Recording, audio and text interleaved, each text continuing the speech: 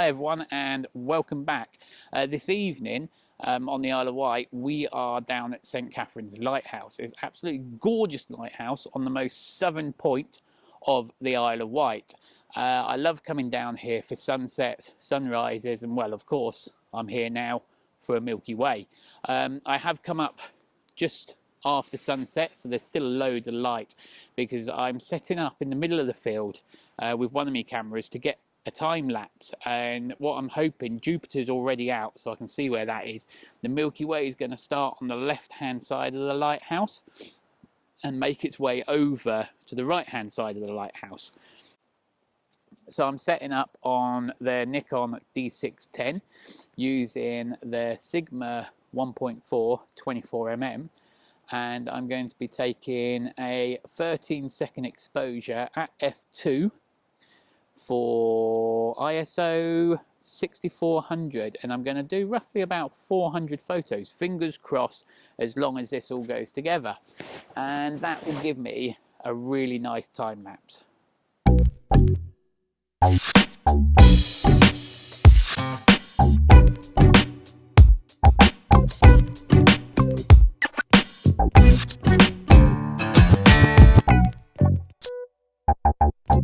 Now that I've set up the 610 ready for a time lapse, that's all set, ready to go. I'm going to go and find a location where it is I'm wanting to take my still photo, because I'm wanting to come in to the lighthouse itself and have the Milky Way pretty much vertically sat up above it. So yeah, I've just got to go and get into position and look for that, and then I'll come back and set this one off ready to go. But yeah, I absolutely love photographing around the Isle of Wight. It's fantastic. The areas are just beautiful in any form of weather, really. But most of all, I absolutely love the night sky, whether it'll be a moonrise, the Milky Way, the winter constellations. Just, it is fabulous. The dark skies that we get here are just unbelievable. And sometimes I sit there and just take it all in. I just don't even go away with a photo sometimes. I go out, I sit under the stars, I look at the magnificence of it all. And yeah, it's just out of this world sometimes. But anyway, let's go and get set up to take the photo.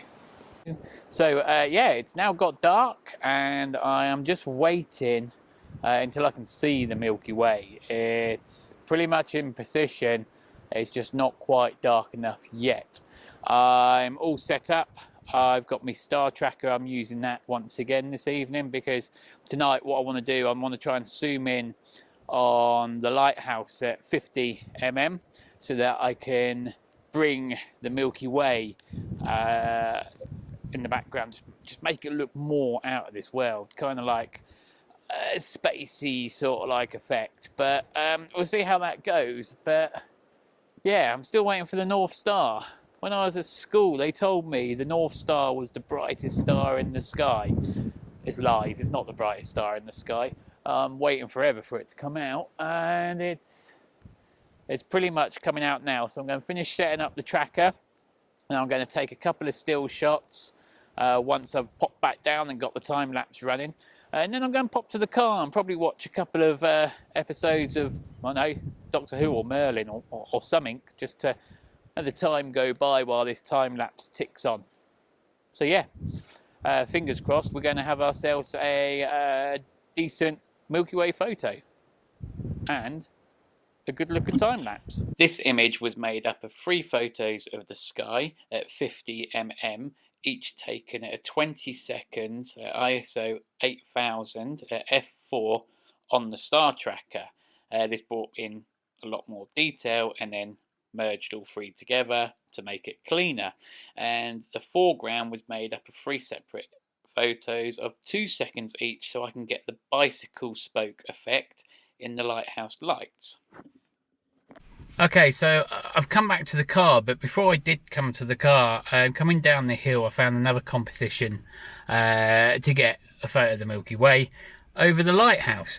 Now, What I thought I'll do here is I'll go through the process in taking multiple shots of the sky and multiple shots of the foreground and blending all photos together in Photoshop to create a cleaner image.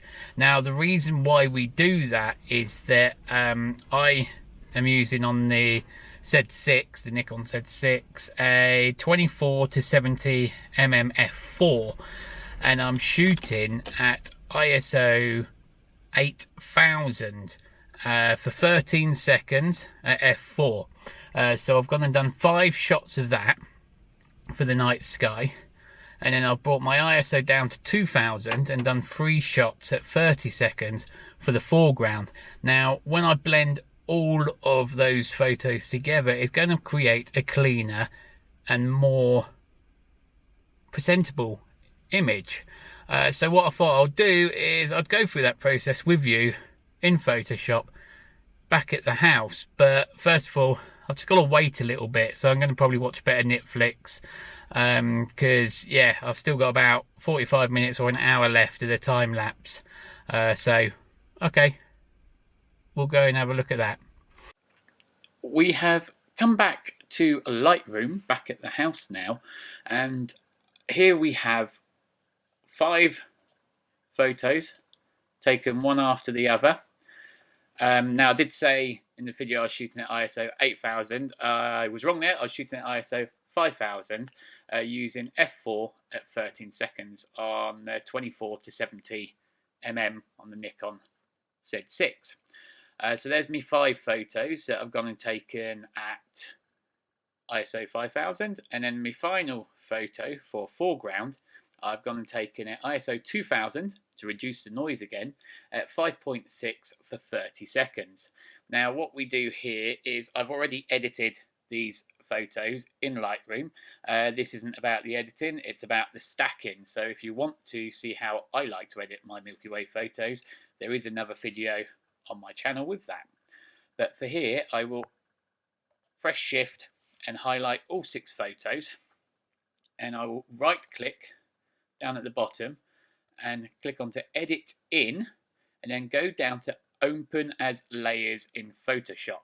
Now as soon as you click that, depending how long or how fast your computer is, it may take a little bit of time to come up in Photoshop.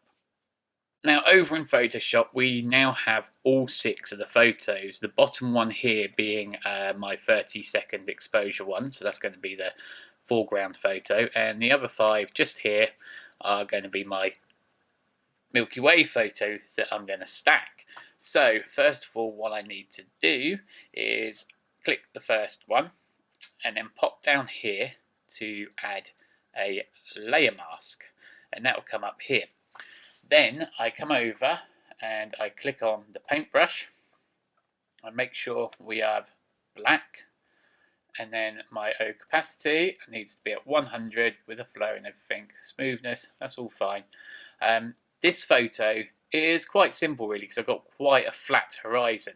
So I'm just going to bring up the brush to a certain size, say about 1,700, no 1,400, and then just go over the top here, like so, and that will highlight all of this area black. Just down over here. You want to make sure you have done all of it so it all goes black like so. The next thing we do is we click on this and we press down Alt and we drop it down to the next photo below, and that becomes the second mask. And then we do that all the way down to the last photo, not like that, but from here down to the last photo. So now you have got all 5 photos, and the final one blend through the black is the foreground photo. Next we're just going to highlight all 5 of the top ones, not the bottom one, ignore that. These ones here with the masks layer on, highlight all of those, pop up into edit and go all the way down to auto align layers. Click OK. where it says auto, that's fine, and then click on OK. Once again, we now wait for this bit. Depending how fast your computer is how quickly, once again, it will take to do this.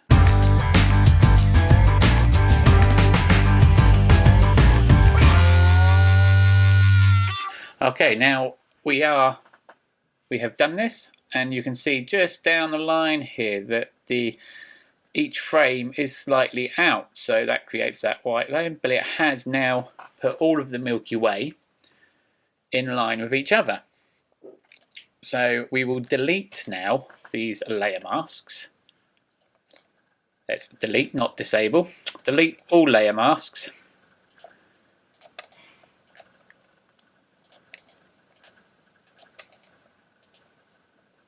Once again, highlight just the top 5. We're still ignoring the bottom one at the present minute. Right click on it and convert to smart object. Now the computer will do its thing. While it's doing this, actually, I'm going to quickly show you the time lapse that I did that evening.